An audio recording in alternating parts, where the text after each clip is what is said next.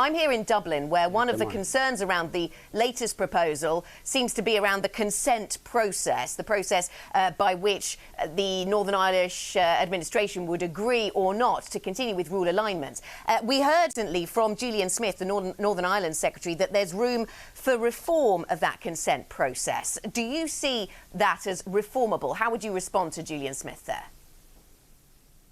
Well, I haven't heard exactly what Julian Smith said, but Julian Smith is not involved in the direct negotiations on Brexit. I think he has said that himself. So the fact of the matter is that a proposal has been put to Brussels by the Prime Minister, Boris Johnson, respecting the consent principle, which people who claim to support the Belfast Agreement, the Good Friday Agreement, say they support. And that consent has always been based on the consent of both Unionists and Nationalists in Northern Ireland to the governance of Northern Ireland. And what we are simply pointing out is that if you're going to have rules, laws made in Northern Ireland, then there has to be democratic accountability to the Northern Ireland Assembly, and there has to be consent. And Boris Johnson recognised that, and it goes back to the joint report agreed between Theresa May and the EU back in December 2017. So it doesn't sound as if you think there is any room to change that consent process, because at the moment Dublin objects to the way that it maybe gives one party an ability to veto. Well, Dublin is now, it seems, turning the Good Friday Agreement, the Belfast Agreement, the St Andrews Agreement, all the agreements that were made in the last 20 years as part of the political process on its head.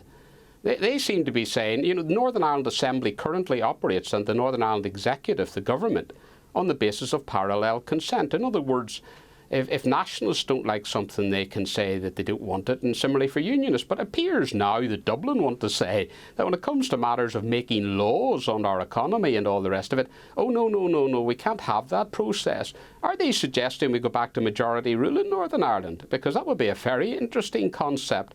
I don't think they are, but I think they want to have their cake and eat it. I think they want both to say that there's some kind of consent, but really unionists will have to do what they're told.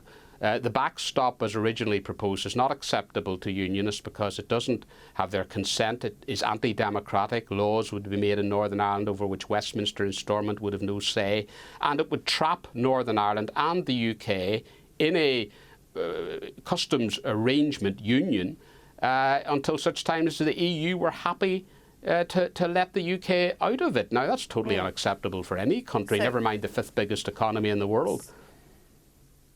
So you clearly object to the backstop. Dublin seems to object to the latest proposals. On that specific point around the petition of concern, though, if there are attempts to change the way that that functions, would you withdraw your support from Boris Johnson's government? Well, look, I mean, I don't think there will be any such attempt to change that. I think this is all speculation on the part of the Dublin government, who are now desperate, it seems to me, to try to say that it's not their fault if there's no deal. Now, the reality is that the backstop arrangements have never had the support of Parliament. It's been rejected 3 times.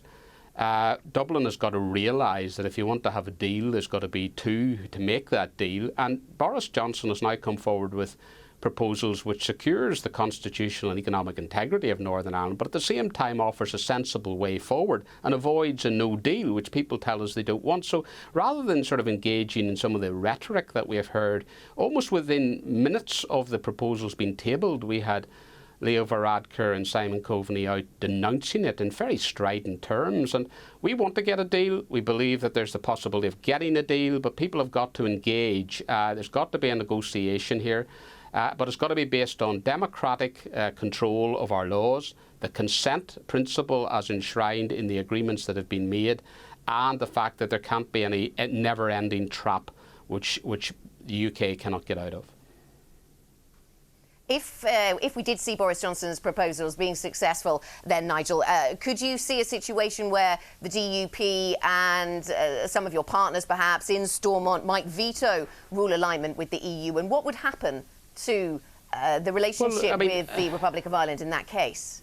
Well, look, we want to have good relations with the Irish Republic. We've been concerned at the way in which the rhetoric has been ramped up against Northern Ireland about that Northern Ireland, you know, would be left behind in arrangements within the European Union, that the only way to get a solution would be to as Leo Varadkar said last week, about having a united Ireland or some other fanciful nonsense, or that we stay within the customs union and the single market. You've got to remember that most of our trade, 3/4 of our trade, is with the rest of the United Kingdom. It's more than the rest of the world, the European Union and the Irish Republic put together. That's why not only is it a constitutional problem, the current backstop proposals, but also it's economically damaging in the long run. Now, in terms of what happens in the future, we will take every step along the way. We will assess.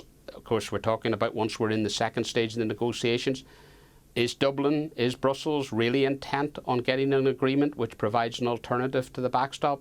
Then that's why we need that power to assess that and to say, well, if they're not really serious, then we're not going to have arrangements which are injurious to the economic and constitutional position of Northern Ireland.